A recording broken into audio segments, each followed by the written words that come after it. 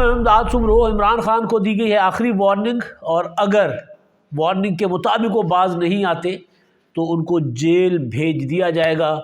और फिर साबिक खातून अव्वल यानी इमरान खान साहब की अहलिया बुशरा बीबी जो हैं उनको जेल जाकर इमरान खान से मुलाकातें करनी पड़ेंगी। ना सिर्फ इमरान खान को वार्निंग दे दी गई है बल्कि ये भी बता दिया गया है कि इमरान खान साहब तो ज़ाहिर है नहीं जाना चाह रहे थे, मगर उनके सहूलतकार जो हैं सिलेक्टेड और सिलेक्टेड के सहूलतकार वो भी नहीं जाना चाह रहे थे, उनको भी बाइज़्ज़त तरीके से मगर ज़बरदस्ती निकाल दिया गया है। ये बात उन्होंने की है जिन्होंने ये सारा डिज़ाइन किया था इमरान खान साहब को निकालना, और ज़ाहिर है जब इमरान खान साहब निकले तो उसके बाद फिर लाइन ही लग गई। इमरान खान साहब के साथ साथ उनके चाहने वालों को भी जाना ही पड़ा। बात कर रहे हैं बिलावल भुट्टो ज़रदारी साहब, और आज उनकी वालदा मोहतरमा बेनज़ीर भुट्टो शहीद की 15वीं बरसी थी। गढ़ी खुदाबख्श भुट्टो में बड़ा जलसा था और उस जलसे से ख़िताब किया बिलावल ने, और ख़िताब में बिलावल भुट्टो ज़रदारी साहब ने ज़ाहिर है जहाँ मोहतरमा बेनज़ीर भुट्टो की शहादत के सानहे पर बात की है, उसके नुकसानात की बात की है, वहीं उन्होंने जो पाकिस्तान के आज के हालात और फिर इमरान खान साहब का जो दौर था उस पर भी उन्होंने बात की है। लेकिन कुछ इंकशाफात हैं उनकी तकरीर में, और वो इंकशाफात ज़ाहिर करने का तरीका अपना है। एक जुमला जो मेरे नज़दीक इस तकरीर में अहम था, बाकी बातें भी बहुत ज़्यादा अहम थी, वो ये था कि मुशर्रफ की तरह इमरान खान माजी का हिस्सा बन चुके, इमरान खान और उनके सहूलतकार माजी का हिस्सा बन चुके, और हमने उनको बड़ा तरीके से निकाला, बाइज़्ज़त अंदाज से उनको खुदा हाफिज़ कहा। अभी जो बाज़ सहूलतकार और उनको इज़्ज़त अंदाज से खुदा हाफिज़ कहने वाली बात जो है वो अहम है। दूसरी चीज़, दहशत गर्दों के साथ मुज़ाकरात और फिर उनकी रिहाइयाँ, यानी सानिया APS में मुलविस लोग, ज़ाहिर है सबको पता है कि इशारा किसकी तरफ था, और उसके अलावा फिर जब मुज़ाकरात होते हैं तो फिर रिहा भी कर दिए गए, और कौन रिहा किए गए थे ये भी सबको पता है, और फिर रिहाई के अंजाम क्या हुआ, उसके नतीजे में पाकिस्तान में दहशत गर्दी ज़ाहिर है बढ़ी है, तेज़ हुई है, पनपी है। तो उसके ऊपर भी जो है बिलावल भुट्टो ज़रदारी साहब ने बात की है। फोकस जो था बिलावल भुट्टो ज़रदारी साहब का इमरान खान साहब का आजकल का जो स्टांस है, जिसको वो कह रहे हैं कि रोते हैं इमरान खान साहब, ज़ाहिर है चीख रहे हैं, चिल्ला रहे हैं, इसमें तो कोई शक नहीं है, और पुकार रहे हैं अपने पुराने सहूलतकारों को, उनको कह रहे हैं कि जी आएँ मुझे वही सहूलतकारी फ़राहम करें, मगर ज़ाहिर है मुमकिन नहीं है उस तरह उनको सहूलतकारी करना इमरान खान साहब की, क्योंकि बकौल इदारे के कि जी वो फ़ैसला कर चुके हैं कि वो गैर सियासी हो गए हैं। तो बिलावल भुट्टो ज़रदारी साहब कह रहे हैं कि हमने इंतकाम लिया है जमहूरी अंदाज में इमरान खान साहब से भी और उनके सहूलतकारों से भी। तो अब ये बार बार बात सहूलतकार कह के मेरा ख्याल है ज़्यादा जो है वो मामले को मैं क्या कहते हैं उसमें सस्पेंस में नहीं रखना चाह रहा। कमर जावेद बाजवा साहब की बात हो रही है, जनरल फैज़ हमीद साहब की बात हो रही है। बिलावल भुट्टो ज़रदारी जो बात कर रहे हैं ना कि उनके सहूलतकारों को भी बाइज़्ज़त तरीके से निकाला था। आपको याद होगा कि आसिफ ज़रदारी साहब ने कराची में एक प्रेस कॉन्फ्रेंस की थी इमरान खान के ख़िलाफ़ तहरीक अदम एतमाद की कामयाबी के बाद, और ये प्रेस कॉन्फ्रेंस उस वक्त की थी जब ये तासुर था, मुसलसल ये तासुर दिया जा रहा था कि जी इमरान खान के कहने पर, इमरान खान के प्रेशर पर इंतखाबात करवाए जा रहे हैं। सारे हर तरफ, इवन यहाँ तक के जो दूसरी या तीसरी टियर की लीडरशिप थी हुक्मरान इत्तेहाद में, पीपल्स पार्टी में, मुस्लिम लीग नून में, और ख़ास तौर पर मुस्लिम लीग नून में, वहाँ ये बातें आम थी कि जी हमें इंतखाबात की तरफ जाना पड़ेगा। ये तासुर था कि हमें इंतखाबात, हमारी मजबूरी हैं, अगर हमने इंतखाबात नहीं करवाए तो इमरान खान हमें खा जाएंगे। तो उस वक्त फिर आसिफ ज़रदारी साहब ने नवाज शरीफ साहब को किया था फ़ोन, और फ़ोन करने के बाद आसिफ ज़रदारी ने की थी एक प्रेस कॉन्फ्रेंस, आपको याद होगा। उस प्रेस कॉन्फ्रेंस में जैसे ही आसिफ ज़रदारी साहब, ज़ाहिर है वो ख़ुद तो नहीं उठ सकते, सहारा लेकर उठने ही लगे थे, तो हमारे दोस्त थे संजय साधवानी, संजय ने सवाल किया था फैज़ हमीद साहब के मुतालिक कि फैज़ हमीद साहब का क्या बना, वो कहाँ है आजकल। तो ज़रदारी साहब ने हंसते हुए, मुस्कुराते हुए अपनी वो जो ट्रेडिशनल रिवायती या उनका मखसूस जो अंदाज़ है, ट्रेडिशनल नहीं कहना चाहिए, आसिफ ज़रदारी साहब की ट्रेडिशन है ना, तो बड़ा खूबसूरत अपना लहजे में और लेकिन मुस्कुराते हुए धीमे अंदाज में उन्होंने कहा वो खुडे लाइन लग चुके हुए। बड़ा माइंड किया गया था इस बात को। इस बात पर फिर आसिफ ज़रदारी साहब को फिर वजाहत भी देनी पड़ी थी कि जी खुडे लाइन का मतलब कुछ और है। ज़ाहिर है बंदा बहुत सी चीज़ें साथ साथ चल रही होती हैं, तो उस पर तासुर और इदारे के अंदर से भी एक आया था कि यार ये वाली बात जो अभी करने का वक्त शायद नहीं था। تو اس وجہ سے زرداری صاحب کے اوپر ایک پریشر بھی آیا تھا. کھڈے لائن لگنے والی بات جو ہے وہ زرداری صاحب کو کہا گیا کہ جی کہا گیا یا نہیں کہا گیا لیکن انہوں نے وضاحت کر دی تھی. تو وہ کھڈے لائن لگنے والی بات اور باعزت طریقے سے خدا حافظ کہنے والی بات کو آپ جوڑے تو بات پتہ چل جاتی ہے کہ تھا کیا. جمہوریت بہترین انتقام والی جو بات ہوتی ہے نا کہ آپ لڑ نہیں سکتے, آپ کو لڑنا نہیں چاہیے. سیاستدان جو ہے مسل پاور نہیں دکھا سکتا. سیاستدان اپنے طریقے سے چیزوں کو کرتا ہے, مینیج کرتا ہے. مینیج کرنے کا مطلب یہ نہیں ہے کہ آپ کسی کے قدموں میں جا کر بچھ جائیں, بوٹ پالش کرنے لگ جائیں, جس طرح آج کل عمران خان صاحب کر رہے ہیں. خان صاحب بوٹ پالش ہی کر رہے ہیں نا, اور تو کچھ نہیں کر رہے ہیں نا. وہ روزانہ کی بنیاد پر کہتے ہیں کہ جی مجھے وہی سہولت کاری واپس دو, مجھے آپ میں امیدیں ہیں, مجھے آپ انتخابات دلوا دو. بھائی نہیں دلوا سکتے. تو بڑا طریقے کے ساتھ انہوں نے چیزوں کو مینیج کیا تھا. تحریک عدم اعتماد کے ذریعے عمران خان صاحب کو نکالا. پھر جو ہے فوج کے اندر جو ریزنمنٹ تھی, اس ریزنمنٹ کی وجہ سے عمران خان صاحب کے سہولت کاروں کو جانا پڑا. جو بلاول بھٹو زرداری صاحب کہہ رہے ہیں نا کہ وہ باعزت طریقے سے گئے, اب وہ آپس میں لڑ رہے ہیں.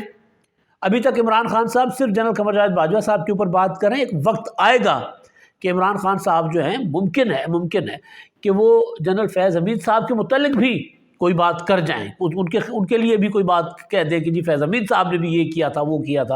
اور مجھے کیا عمران خان صاحب یہ کہتے رہے نا کہ جی مجھے دھوکے میں رکھا گیا تھا, مجھے تو 1 سال پورا یہ کہا گیا کہ جی کچھ نہیں ہوتا, آپ کی حکومت برقرار رہے گی, اور مجھے غلط رپورٹ کی جاتی رہی, مجھے غلط رپورٹیں دی جاتی رہی. اب مطلب عمران خان صاحب کا تو خیر کوئی حال نہیں ہے. وہ تو کبھی کہتے ہیں کہ جی مجھے اپنا فیض حمید صاحب چاہیے تھے کیونکہ میں نے جو سازش تھی میرے خلاف, میری حکومت کے خلاف, وہ میں نے ناکام بنانی تھی. اگر فیض حمید صاحب مارچ تک میرے ساتھ رہ جاتے تو میں سازش ناکام بنا لیتا. میں فیض حمید صاحب کے ساتھ سردیاں ایک ساتھ گزارنا چاہ رہا تھا. اب پتہ نہیں کس طرح کا یہ سیاسی رومانس ہوتا ہے نا, میں دوسرے رومانس کی بات نہیں کر رہا. عمران خان صاحب کی دوسری آڈیوز تو مبینہ طور پر آ ہی رہی ہیں, لیکن میں پولیٹیکل رومانس کی بات کر رہا ہوں کہ پولیٹیکل رومانس تھا کہ جی ان کے بغیر تو میں آگے چل نہیں سکتا نا. ایک وہ کہتے ہیں نا کہ جی ایک گاڑی کے 2 پہیے, تو یہ 2 پہیے تھے عمران خان صاحب اور فیض حمید صاحب, اور ایک پہیہ تھا جنرل قمر جاوید باجوہ صاحب. تو گاڑی نہیں تھی, رکشہ تھا. پھر رکشہ ہی بنانا, 3 پہیوں پہ تو رکشہ چلتا ہے. تو رکشہ تھا, تو رکشہ کے 2 پہیے نکل گئے, باقی ایک پہیہ جو ہے عمران خان صاحب تھا وہ بھی نہیں, تینوں پہیے الگ الگ ہو گئے. تو بلاول بھٹو زرداری صاحب کا یہ کہنا کہ عمران خان اور ان کے سہولت کار جو ہیں وہ ماضی کا حصہ بن چکے ہیں, اور ان کو ہم نے عمران خان کو بھی نکالا تحریک عدم اعتماد کے ذریعے. کریڈٹ ہمارا تھا, ہمارے جیلوں کا تھا. سازش جو ہے وہ اور اس کا جو کریڈٹ عمران خان صاحب جو بائیڈن کو دے رہے ہیں, بھئی سازش تھی یا جو بھی تھا وہ تو کیا ہم نے نا, واشنگٹن میں نے تو نہیں کیا تھا, بلاول بھٹو کہہ رہے تھے. تو بہرحال ایک تو یہ جو جنرل قمر جاوید باجوہ صاحب کے متعلق انہوں نے بات کی نا کہ ان کو بڑا باعزت طریقے سے نکالا. تو میں آپ کو گزارش کر رہا تھا کہ اس وقت جب آصف زرداری صاحب نے پریس کانفرنس کی تھی, انہوں نے کہا تھا کھڈے لائن لگا دیا.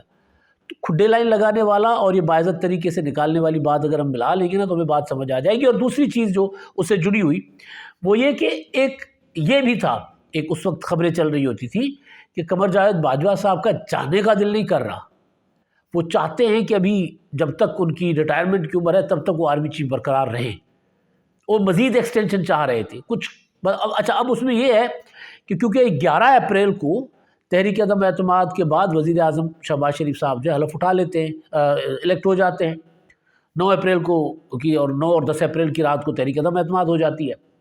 اور پھر 14 اپریل کو ایک پریس کانفرنس آتی ہے اپنا جنرل بابر افتخار صاحب کی, جو اس وقت DGISPR تھے.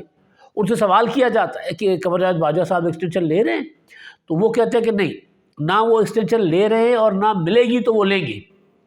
نہ ان کی خواہش ہے اور نہ اگر حکومت نے دیا تو ایکسٹینشن لیں گے. تو یہ بڑا ہوتا ہے نا کلیئر کٹ ان کا موقف تھا کہ ہم ایکسٹینشن نہیں لے رہے, ہماری کوئی خواہش نہیں ہے ایکسٹینشن لینے کی. لیکن جو اندر کھاتے باتیں چل رہی ہوتی تھی کہ کوئی بندہ جا کر لندن میں بیٹھ گیا اور جا کر نواز شریف صاحب کے پاؤں شاؤں دبانے بیٹھ گیا, کوئی تھا, کسی کے متعلق خبریں ہوتی تھی کہ جی دیکھیں جی ہم آپ کے لیے سطحی خیرہ ہیں, آپ ذرا ہماری طرف توجہ کیجئے. مگر بہرحال پھر خبر یہ بھی آئی, آصف زرداری صاحب نے پچھلے دنوں ایک انٹرویو دیا تھا آسما شیرازی صاحبہ کو. اس میں انہوں نے کہا تھا کہ جی اپنا قمر جاوید باجوہ صاحب کو ایکسٹینشن نہ دینے کا فیصلہ جو تھا, اور قمر جاوید باجوہ صاحب کو ایکسٹینشن کا نہیں, انہوں نے کہا تھا کہ عاصم منیر آرمی چیف کس کی چوائس تھی, سوال تھا. تو انہوں نے کہا کہ جی ادارے کی چوائس تھے وہ. تو تو مطلب یہ تھا کہ جو کچھ عمران خان صاحب، فیض حمید صاحب اور قمر جاوید باجوہ صاحب کر چکے ہوئے تھے، اس کو فوج کے ادارے کے اندر اور ہماری سیاسی قوتیں وہ اس سے نکلنا چاہ رہے تھے۔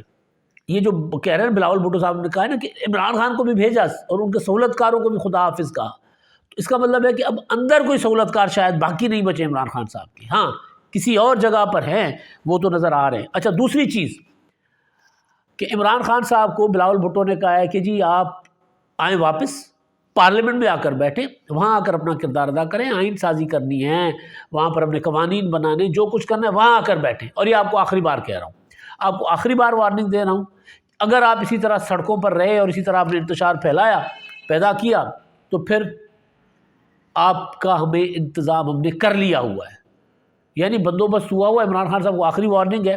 اب جو صورتحال ہے اگر اس کا ہم جائزہ لیں گے تو اس میں لگ یہ رہا ہے کہ پھر عمران خان صاحب کے پاس واقعتاً شاید کوئی اور آپشن نہ ہو پارلیمنٹ میں آنے کے، کیونکہ اسمبلیاں ٹوٹ نہیں رہی، اور اگر پنجاب اور کے پی کی اسمبلی نہیں ٹوٹتی تو عمران خان صاحب قومی اسمبلی سے باہر کیوں کر جائیں گے، کیوں نکلیں گے قومی اسمبلی سے باہر؟